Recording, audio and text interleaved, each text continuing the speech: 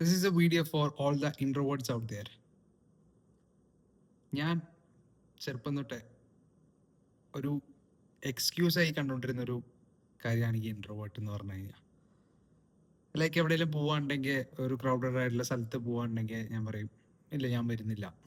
അല്ലെങ്കിൽ നാലാളുടെ മുന്നിൽ വർത്താനം പറയാനാണെങ്കിൽ ഞാൻ എന്തെങ്കിലും പറഞ്ഞു ഒഴിഞ്ഞു മാറും.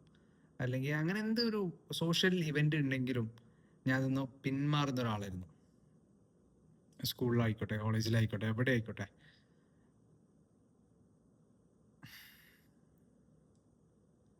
അപ്പോൾ ഐ തോട്ട് ഇല്ല ഞാൻ ഇൻവെർട്ടറാണ്, ഞാൻ ഇൻട്രോവേർട്ടാണെന്ന് പറഞ്ഞു കഴിഞ്ഞാൽ കാര്യങ്ങൾ കുറച്ചുകൂടെ എളുപ്പമാവും, ആൾക്കാർക്ക് മനസ്സിലാക്കാൻ കുറച്ച് എളുപ്പമായിരിക്കും എന്ന് ഞാൻ വിചാരിച്ചു.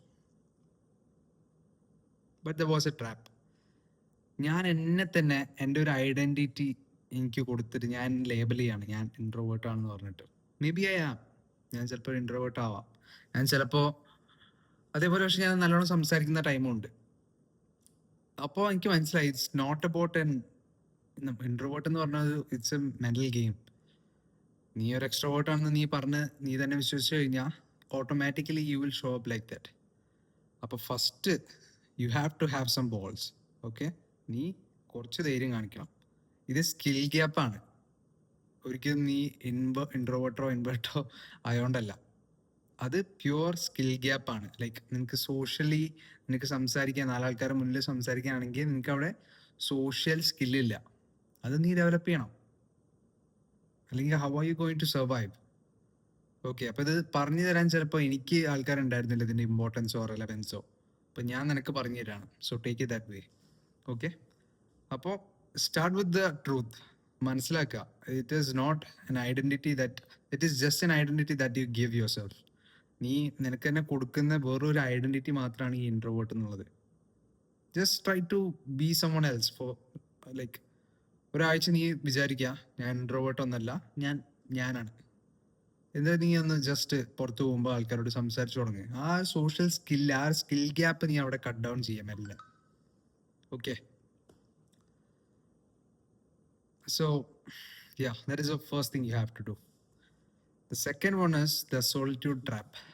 Solitude trap എന്ന് വെച്ച് കഴിഞ്ഞാൽ നമ്മൾ ബാക്കിയുള്ളവരുടെ അടുത്ത് പോയി മിണ്ടാനുള്ള മടി കൊണ്ടും പേടി കൊണ്ടും ബാക്കിയുള്ളവരുടെ അടുത്ത് പോയിട്ട്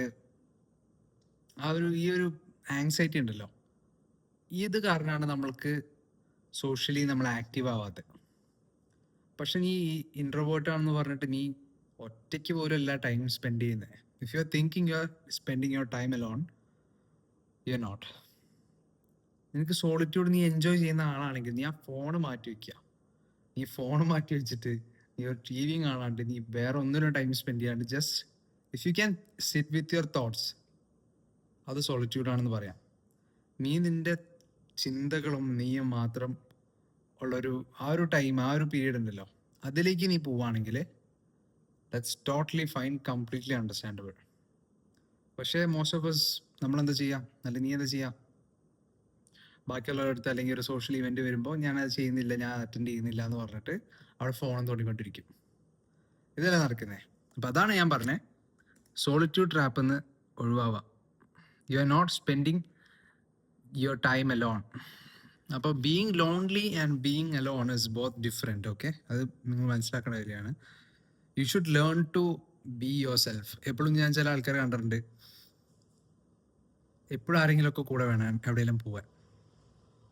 അതല്ല ഞാൻ നിങ്ങൾക്ക് നിങ്ങളുടേതായ ടൈം എൻജോയ് ചെയ്യാനും സ്പെൻഡ് ചെയ്യാനും നിങ്ങൾക്ക് പറ്റണം. പക്ഷേ ഈ സോളിറ്റ്യൂഡ് ട്രാപ്പിൽ ഇതിൽ പെട്ടുപോകരുത്. ഓക്കെ, പിന്നെ ജസ്റ്റ് ഈ പറഞ്ഞ കാര്യങ്ങളൊക്കെ ചെയ്താൽ തന്നെ നിങ്ങൾക്ക് ഒരുവിധം ചേഞ്ച് ആവാൻ പറ്റും.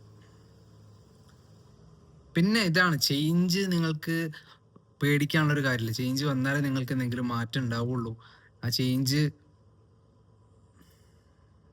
കൊണ്ടുവരാനുള്ള ധൈര്യം കാണിക്കുക. ഓക്കെ, സോ കോൺഫിഡൻസ് വരാൻ കാത്തു നിൽക്കാണ്ട് നേരെ പോയി ആക്ഷൻ എടുക്കുക. കോൺഫിഡൻസ് പിന്നെ വരും. That's all.